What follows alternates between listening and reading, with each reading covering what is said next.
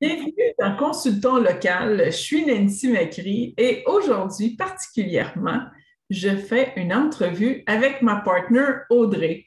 Bon matin, Audrey, ça va bien? Oui, bon matin, Nancy. Ça va super bien, toi?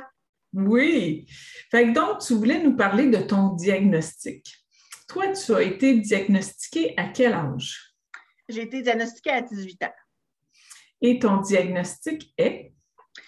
Donc, le trouble de personnalité limite, donc communément appelé le TPL. Oui, puis je pense que aussi en anglais, on parle de borderline, c'est ça? Oui, exactement.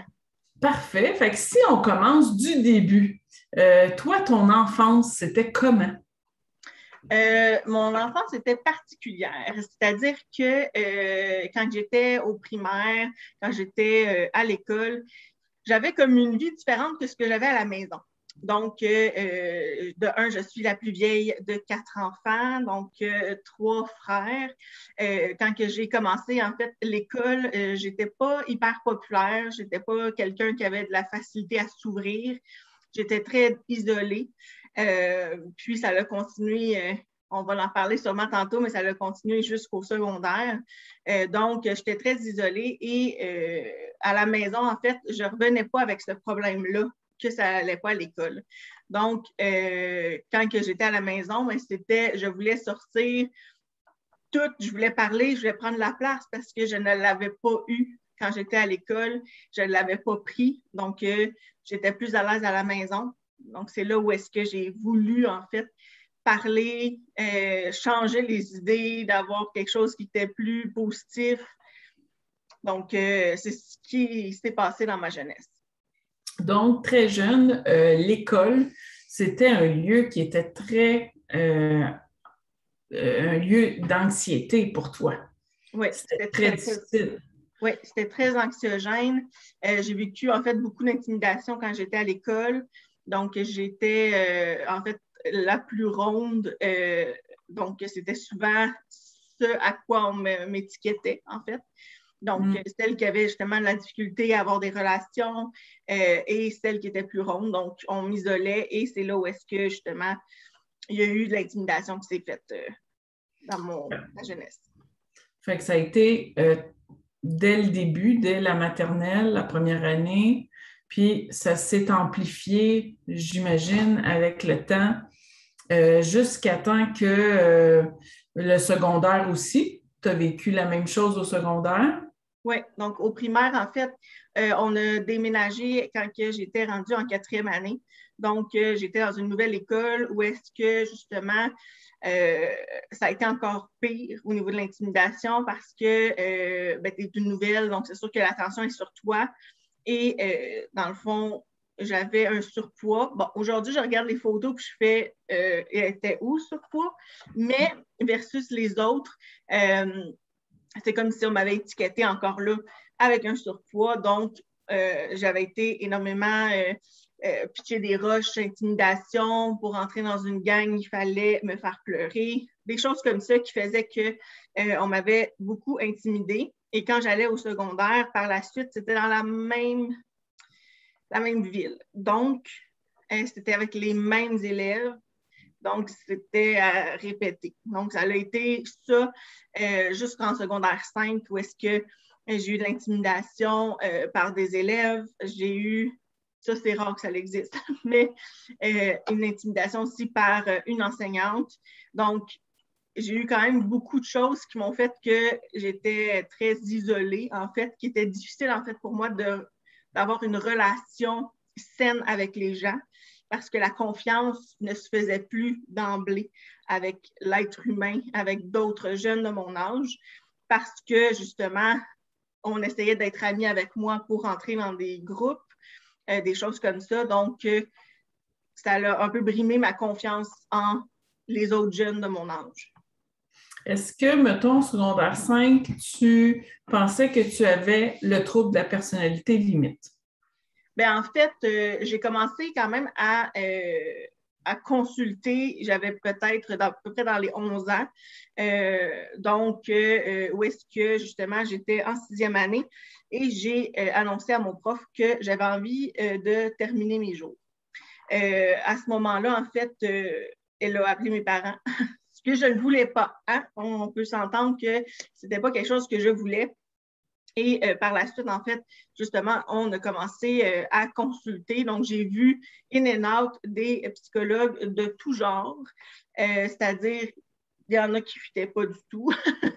Il y en a qui fitaient, mais c'était comme s'ils ne voyaient pas qu'est-ce qu'ils pouvaient faire vraiment. Donc, j'en ai vu, en fait, quand même plusieurs au cours des années. En secondaire 5, justement, j'ai quand même consulté. Je voyais des gens encore, donc des psychologues et tout. Ce qu'on me disait, en fait, c'est qu'on ne peut pas porter un diagnostic tant qu'on n'a pas 18 ans. Donc, on s'entend que ça fait quand même une vingtaine d'années presque.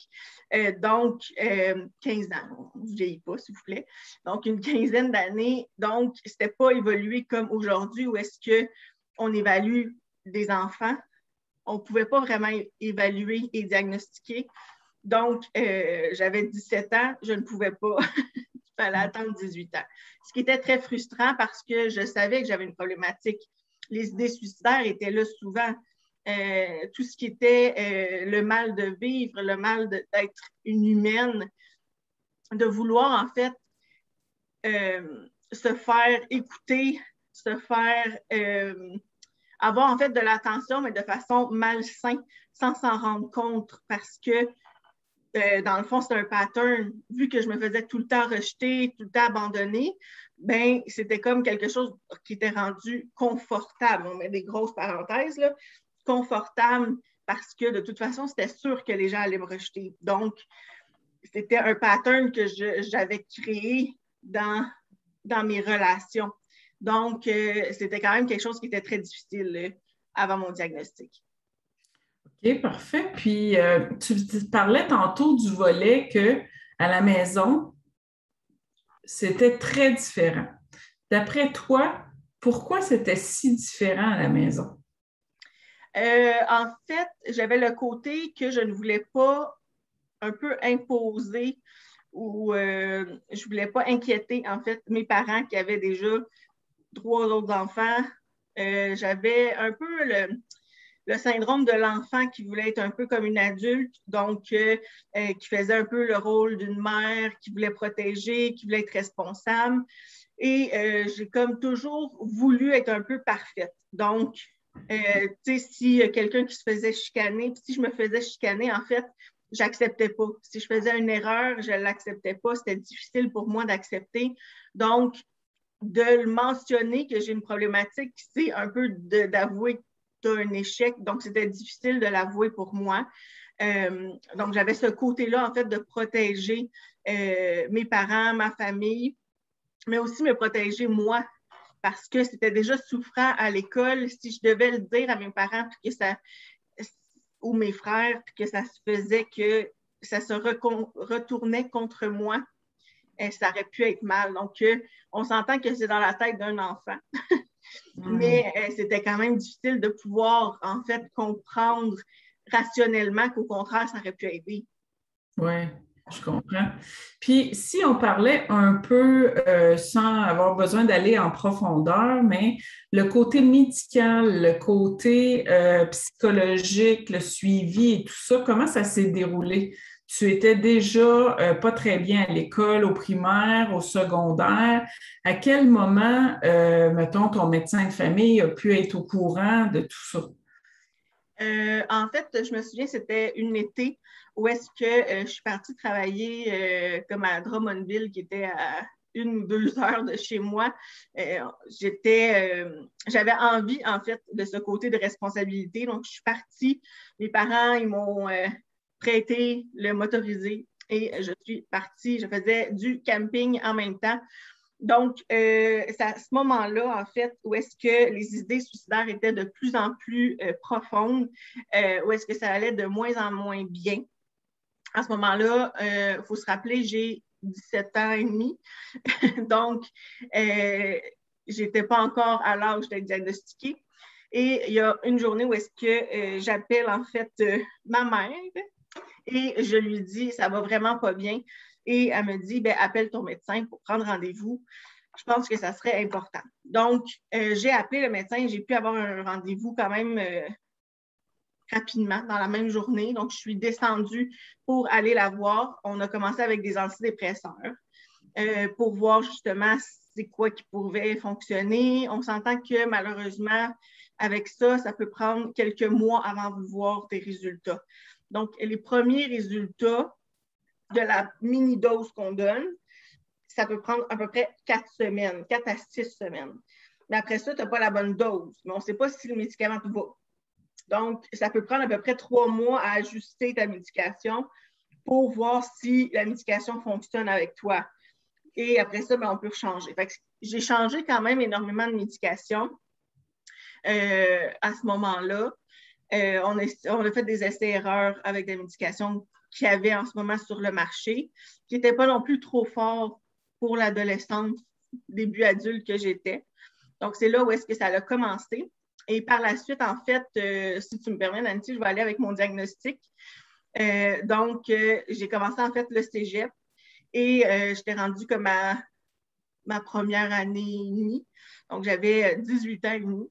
Donc, j'étais encore sous la médication avec mon médecin. On avait fait des tests et tout. On était encore dans les tests, OK? Fait qu'on était encore avec tout ça. Ça faisait 1 an. Et à ce moment-là, on n'a pas trouvé la dose exacte parce que j'avais encore des idées suicidaires. Ça allait vraiment pas bien. Je faisais quand même des amis et tout, mais c'était quand même difficile. Donc, à ce moment-là, j'avais un cours. Je suis sortie du cours et les idées suicidaires étaient vraiment très, très fortes au point où j'avais envie d'avaler le gobelet de pilule au complet. Donc, à ce moment-là, j'ai appelé ma mère et on a été directement à l'hôpital. Donc, j'ai la chance, en fait, d'être proche de toi, Nancy, qui a fait que, justement, on a pu, avant même que je prenne action au suicide, de directement aller à l'hôpital. J'ai été quand même très chanceuse dans ce processus-là où est-ce que j'ai vu une travailleuse sociale qui a commencé à faire les démarches. Elle a décidé, elle a accepté en fait de prolonger son temps de travail pour pouvoir me prendre.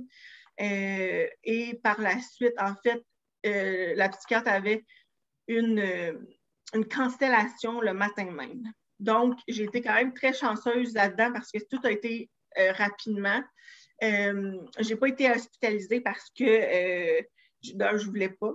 Et ma mère, elle a accepté en fait de me surveiller pour m'assurer que tout était beau, qui a dû être épouvantable pour elle, mais ça va être sûrement dans une autre information, mais ça a dû être quand même pas évident. Et par la suite, a été par rapport au diagnostic. Donc, il y avait 3 possibilités pour moi. Il y avait soit la bipolarité, soit la dépression majeure, ou soit le trouble de personnalité limite. Donc, c'était énormément de questions, énormément d'informations. C'était pas facile parce que tu devais t'ouvrir rapidement pour avoir un diagnostic pour que, justement, tu puisses avoir la médication qu'il te fallait, savoir qu'est-ce qui se passait. Donc, je ne me souviens plus combien de temps après, mais j'ai eu ma médication, c'est pas ça du tout, mon diagnostic de trouble de personnalité limite parce que, justement, c'était plus engendré par mes expériences du passé. Donc, c'est pour ça que c'était vraiment plus le trouble de personnalité limite qui était la problématique, la maladie. Ouais. Fait que là, quand tu as reçu ça comme diagnostic, tu t'es senti comment? En fait, c'est comme si on m'avait dit « Tu as le cancer, tu meurs demain matin ». Ça a été très, très difficile pour moi d'accepter. De un, c'était quelque chose qui était pour moi une faiblesse. Et j'ai eu, en fait, ces commentaires-là par mes grands-parents aussi, comme quoi que c'était une honte d'avoir un diagnostic de maladie mentale. Donc, c'est sûr que c'était quand même difficile pour moi de l'accepter. Je voyais qu'il y a des gens autour de moi qui ne l'acceptaient pas aussi. Donc, c'était difficile de m'ouvrir et de le mentionner. Mais, comment que je peux dire? J'ai eu la possibilité d'avoir un groupe, comment on peut dire, un très rapide groupe, qu'on appelle, de 3 ans. Donc, à l'époque, c'était 3 ans avec des gens je dis que j'ai eu la chance, mais ça a été un peu traumatisant pour moi aussi. J'étais dans les cas un peu les plus légers, qu'on appelle du trouble de personnalité limite. Et c'était difficile pour moi d'entendre les histoires des autres qui pouvaient être traumatiques au départ et qui pouvaient en fait me rendre avec un stress post-traumatique sans même que j'aie vécu la situation parce que les détails étaient tellement là que c'est comme si tu vivais en fait la situation. Donc moi qui est empathique, que maintenant j'ai compris que j'avais cette empathie-là, bien, je sentais énormément ce que l'autre avait comme problématique, ce qu'elle avait vécu aussi, puis ce qu'elle vivait encore aujourd'hui. Puis est-ce que toi, ça te disait que c'était par là que tu t'en allais? Est-ce que cette thérapie-là t'amenait à quelque part à voir d'autres formes de TPL? Parce qu'on peut parler que TPL, il y a comme des degrés, est-ce qu'on peut dire ça? Puis, vu que toi, tu te sentais comme un peu dans le côté léger, te voir dans un groupe comme ça, puis voir qu'il y a des gens qui vivent un TPL encore plus traumatisant, encore plus affecté, ça t'amenait-tu de l'espoir ou c'était difficile? Comment tu t'as vécu ça, toi? Pour moi, en fait, c'était quelque chose qui était difficile parce que c'était comme si je me disais, vu que j'étais de un, je m'excuse, il pleure, vu que j'étais d'un la plus jeune, je me disais, est-ce que je vais me rendre là, dans le sens que il n'y avait pas énormément d'explications par rapport à est-ce que y a-t-il un degré, est-ce que ça l'empire, est-ce que ça va s'améliorer? Moi, ce qu'on me disait, c'était un trouble de personnalité limite, c'est ta vie, tu vas avoir ça à vie, bonne chance. Fait que c'était quelque chose qui était quand même plutôt difficile, même si on a eu des cours à savoir qu'est-ce que c'était. Les cours ne donnaient pas les informations sur le parcours parce que ça dépend ce que toi, tu vas faire avec les informations qu'on te donne. Mais c'est quand même difficile, tout ce côté-là, où est-ce que tu ne sais pas où est-ce que tu t'en vas, qu'est-ce qui va se passer. Exactement. Puis là, ben, tu embarquais dans le monde adulte. Après ça, tu es parti sur le marché du travail. Et puis, as-tu vécu des difficultés au niveau du marché du travail? En fait, sur le marché du travail, je n'ai pas vraiment parlé de ma problématique au niveau de la santé mentale. D'un, moi-même, je ne l'acceptais pas. Donc, ce n'était pas quelque chose que j'avais envie de mettre de l'avant, vraiment. Il y a une, en fait, entreprise où est-ce que la personne avait une relation avec moi, donc a su que j'avais un trouble de personnalité limite. Vu qu'il y a une relation avec moi, elle savait déjà. Et les informations que j'avais, dans le fond, c'était de me reprocher d'avoir des problèmes avec des relations, c'était de me reprocher d'avoir des problèmes. Fait que c'est sûr que ça l'acceptait encore moins, le trouble de personnalité limite, parce que ce qu'on mettait dans la face, c'est tu vas toujours être comme ça et dans le fond, c'est de ta faute si il arrive une situation, tu ne seras jamais capable. Donc, c'était pas quelque chose que j'avais envie de mettre de l'avant. Moi, j'avais plus l'envie de vouloir aider ceux qui vivaient ce genre de situation-là parce que c'était comme un peu me défendre moi dans ce côté-là. Donc, je suis devenue comme plus militante à aider les autres sans qu'ils sachent vraiment que j'ai un trouble de personnalité limite et que j'avais un problème de santé mentale. Moi, c'était juste, j'ai envie d'aider. J'ai envie d'aider. Ça reste que j'ai envie d'aider, c'est juste que profondément, c'est parce qu'il y a quelque chose. Profondément, c'est parce que moi, je l'ai vécu, parce que moi, je le vis. Donc, tu dirais que tu as accepté ton diagnostic depuis quand? Je te dirais que j'ai accepté mon diagnostic après ma dernière dépression majeure, qui est il y a quelques mois. Donc, j'ai eu une grosse dépression majeure qui a en fait retombé. Donc, ce qui est important de savoir, c'est qu'avec le trouble de personnalité limite, tu peux retomber en dépression, tout dépendant justement si tu prends soin de toi. Il faut vraiment que tu t'écoutes énormément et que tu prennes du temps pour toi beaucoup plus. Et il faut vraiment que tu écoutes ton corps. Ça, vraiment, là, c'est quelque chose que j'ai appris. et de mettre ses limites, ce qui est difficile pour le trouble de personnalité limite. Donc, ça le dit, limite. Donc, de mettre ses propres limites, c'est difficile. Donc, quand je suis retombée en dépression majeure, j'ai eu une grosse phase où est-ce que ça a été très, très profond. On reparle d'idées suicidaires. Et à ce moment-là, en fait, c'était très difficile de pouvoir s'en sortir. Et du jour au lendemain, je ne sais pas qu'est-ce qui s'est passé dans l'univers. Je ne sais pas comment que ça a pu se faire. Je pense que c'est un peu d'avoir travaillé beaucoup sur soi et que là, je suis complètement tannée de même pas m'écouter dans mes propres valeurs. Et c'est là où est-ce que j'ai dit, non, là, c'est assez d'être quelqu'un d'autre. Tu as le droit, tout le monde a le droit de vivre, que tu aies un diagnostic ou pas.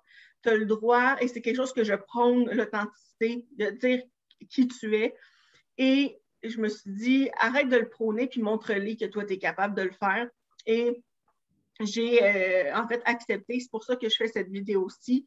J'en avais pas parlé énormément sur mes réseaux, tout simplement parce qu'avec le marché du travail, des fois, tu as tout le temps cette peur-là. Mais aujourd'hui, en fait, je me dis, s'ils ne voient pas, en fait, la personne qui est performante en moi avec la personnalité que j'ai, c'est parce qu'il manque quelque chose, tout simplement. Donc, je dis, en fait, maintenant, énormément que un diagnostic, c'est comme un peu une baguette magique. Donc, quand tu as une baguette magique, au début, mettons qu'on va avec Harry Potter, là, au début, je ne me souviens plus comment il s'appelle, le gars. Ben, il fait tout le temps des bêtises avec sa baguette. OK? Donc, la baguette, le verre, il va se passer. Il va y avoir des petites péripéties qui vont se faire. Finalement, ça se transforme en grenouille, mais ça devait être un serpent. Regarde, name it. Mais c'est juste parce qu'il faut apprendre à travailler avec sa baguette magique, à savoir comment qu'elle fonctionne. Donc, chacun, on a notre propre baguette et comment qu'on peut justement apprendre à bien la travailler. Donc, moi, j'ai besoin de quoi? Moi, ma baguette a besoin de quoi? Donc, pour moi, c'est hyper important. Puis de montrer ça aussi au niveau des jeunes enfants qui vivent avec un diagnostic et qui ne savent pas quoi faire. La baguette magique, l'exemple, je pense que c'est le meilleur exemple qu'on peut montrer à un enfant, dans le sens qu'il faut juste que tu la connaisses, ta baguette. Quand tu vas la connaître, quand tu vas savoir t'es qui, comment toi tu réagis, ça va faire toute une grosse différence.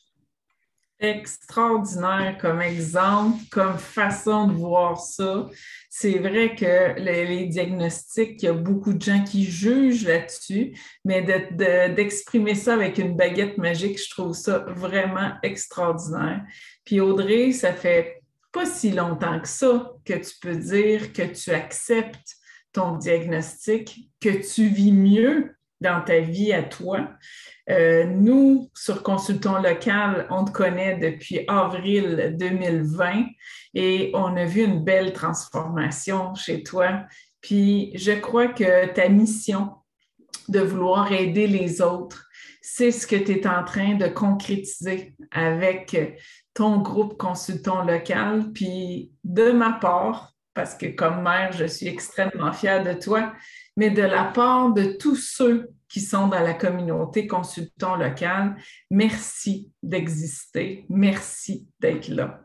Et j'ai envie de t'inviter à ce qu'on fasse une autre entrevue la semaine prochaine où on va tourner les choses de côté et en disant, bien, comme parent qui a un enfant qui a son diagnostic. Moi, je parle comme parent, mais ça pourrait être autant une personne à côté, un conjoint, n'importe qui est près d'une personne qui vit ça, qui n'est pas diagnostiqué, puis qui vit le diagnostic et tout ça. Est-ce que ça tente qu'on fasse une entrevue la semaine prochaine sur mon histoire à travers la tienne? Je trouve ça hyper intéressant et ça va me faire plaisir, en fait, de t'interviewer à mon tour pour parler justement du diagnostic parce que tu as été quand même une partie importante dans mon développement et dans mon diagnostic. Donc, je pense que ça serait hyper intéressant. Et n'oubliez pas que si vous voulez vous abonner au niveau de Consultons local, la communauté sur Facebook, toutes les infos sont dans la barre d'infos. Nancy, elle aime ça quand je dis ça. Toutes les infos sont dans la barre d'infos. On est rendu 1 millier de personnes. Donc, en fait, c'est là où est-ce que vous pouvez poser des questions avec des professionnels. Vous pouvez être en tant que professionnel, vous afficher de façon gratuitement, parler de votre service. Et on offre aussi justement les entrevues comme on fait là, où est-ce qu'on peut parler de vos services. Donc, n'hésitez pas, toutes les infos dans la barre d'infos, comme vous le savez. Puis la semaine prochaine, à la même jour, même heure, même poste, on va recevoir Nancy pour parler de l'envers de la médaille. Qu'est-ce qu'une personne proche de quelqu'un qui vit un diagnostic, comment elle vit en fait ce même diagnostic en fait. Un gros merci Audrey. Bonne journée.